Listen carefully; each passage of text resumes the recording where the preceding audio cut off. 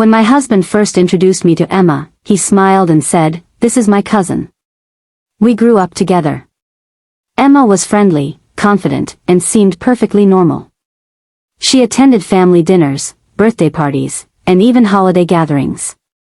Nobody acted strange around her, so I had no reason to question anything. Over time, though, I noticed something odd. Emma was always around. If my husband had a work event, Emma somehow showed up. If we planned a weekend trip, she'd suddenly have a reason to join us.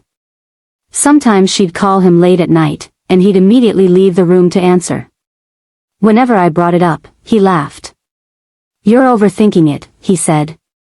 "She's family." I felt embarrassed for even asking. For 3 years, I ignored every red flag.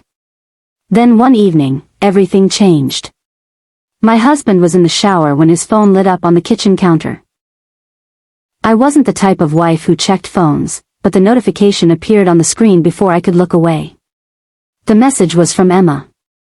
It said, "I miss last night already, red heart." My stomach dropped. Maybe I misunderstood. Maybe there was an explanation. I opened the message. There wasn't. The conversation was filled with heart emojis, romantic messages, and plans for future trips. Trips I knew nothing about. My hand started shaking. I scrolled further. There were hundreds of messages. Some dated back years. Years. I felt like the floor had disappeared beneath me. But the worst discovery came a few minutes later. I searched through old family photos and social media posts. What I found was shocking. Emma wasn't his cousin. Not even remotely. They weren't related at all. In fact, I found photos of them together from years before I met my husband. In every picture, they looked like a couple. Holding hands. Kissing.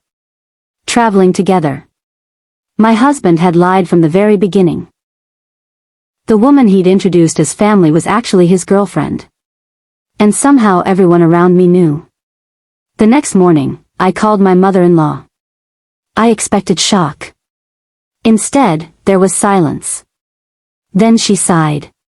That's when I knew. She knew too. His parents knew. His sister knew. Even some of our mutual friends knew.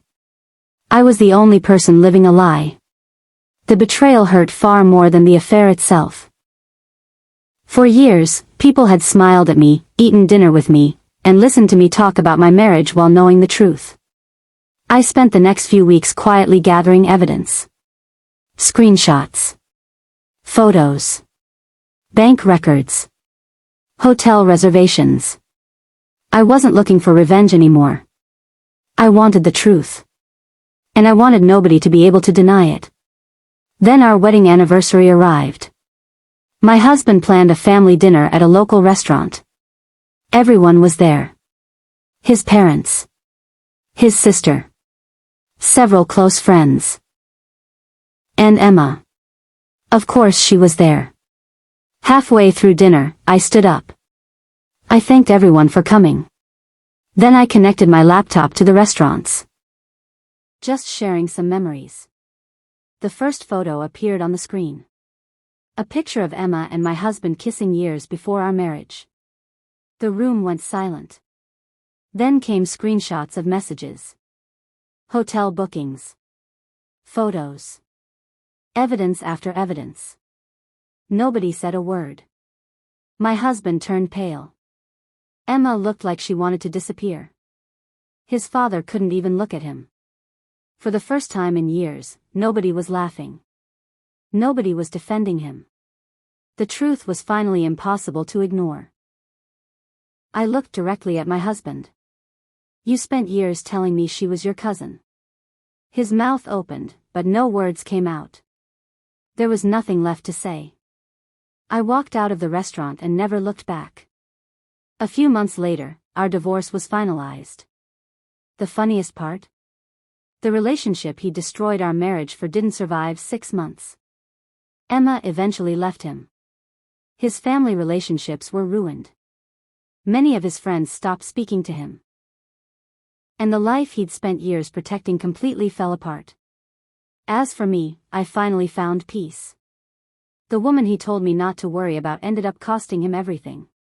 And the lie he spent years protecting became the reason he lost it all.